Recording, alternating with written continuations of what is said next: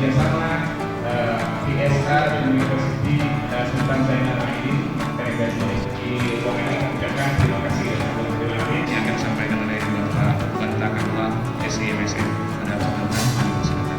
Alhamdulillah syukur teman-teman bisa sampaikan kepada Allah yang kami hormati Bapak Ibu dan IS kami sampaikan yang pertama kepada ketiga partisi.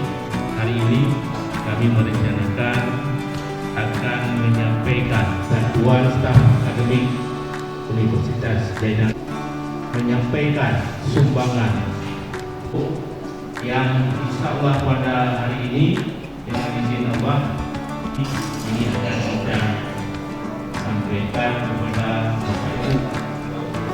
Untuk dengan sembako akan dimulai dari